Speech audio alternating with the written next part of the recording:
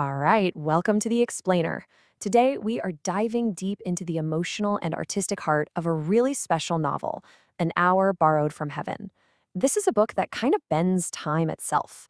We're going to get into its amazing ideas about time, memory, and love. And don't worry, we'll do it all without spoiling the plot for you.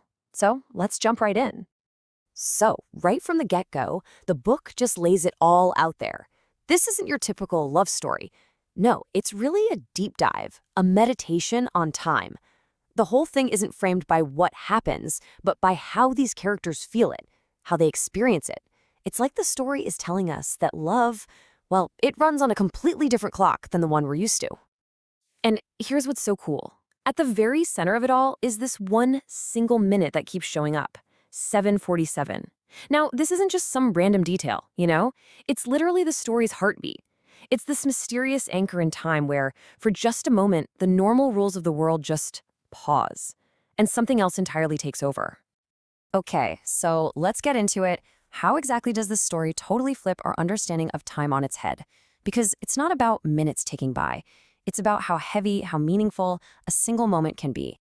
The whole narrative sets up this really beautiful contrast, right? You've got two kinds of time. On one hand, you have clock time, the normal linear, unstoppable thing we all deal with every day. But then the book gives us this idea of borrowed time.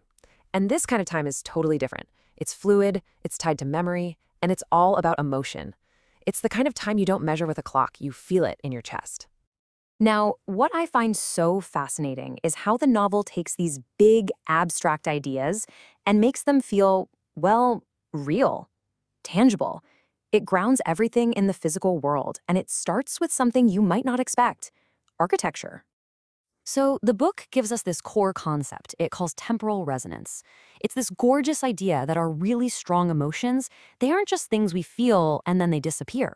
Nope, they're a form of energy. And just like sound waves, they can actually leave a physical trace on the world, like an echo that you can still feel, even years later. And that's where one of our main characters, Noah, comes into the picture. He's an architect, right? But he's not just building with concrete and steel. His whole thing is designing structures that are meant to capture feelings. Things you can't normally see, like memory or connection or that deep sense of longing. I love this quote from the book. It just nails his whole mission. His architecture isn't really about creating space for people to live in. It's about preserving time. You could almost say he's building monuments to moments, saving them from disappearing forever. It's beautiful.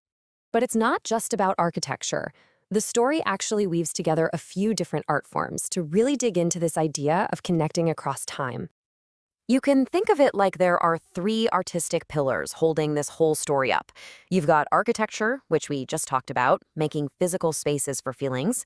Then there's language, this attempt to translate emotions that don't really have words. And finally, you have music, which in this world is kind of like the magic key that can literally bend time.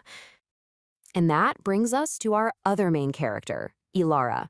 She's a translator, and I love how the book describes her as living in borrowed languages. Her whole life, her work, is this constant struggle to find the right words for feelings that live in the gaps between the words. It's such a perfect metaphor for the story's whole vibe of being in between, in a space you can't quite define. And then, of course, there's the music. That song, An Hour Borrowed from Heaven, it's not just background music. It's everything. It's the catalyst. It's this melody that pops up again and again, and when it does, it has the actual power to stop time. And that's what allows our two main characters to connect, even though they're separated by decades. So you might be thinking, okay, architecture, music, that's all very artistic, but what does it have to do with me? Well, that's the thing. These aren't just clever literary devices. They tie directly into feelings and experiences we all have. Just listen to the dedication in the book. It captures the core message so perfectly. It's all about that deep, human desire to find someone who gets you. Not just what you say, but the unspoken stuff. To find someone who feels time and emotion the same way you do. And because of its unique setup, the story really takes you on an emotional ride. It makes you think about the bittersweet beauty of things that are temporary. It explores that quiet discipline it takes to just let go. And maybe most importantly, it shows how the connections we make can completely redefine who we are, even if they don't fit into a normal timeline. I think this is really a story for anyone who has ever felt, well, a little out of step with the world, like you're on a slightly different frequency. And it validates that feeling. It says, hey, that one single moment of true connection, that can feel more real, more lasting than years of just going through the motions. And that really brings us to the takeaway, right? The echo that this book leaves with you. It's not about remembering every plot twist. It's about that feeling that just sticks with you long after you've closed the book. I mean, look at this question from the author's note. This is it. This is the entire novel in a nutshell. It's that one powerful what if that is the engine for the whole story. Every feeling, every frozen moment, it all grows from this one single idea.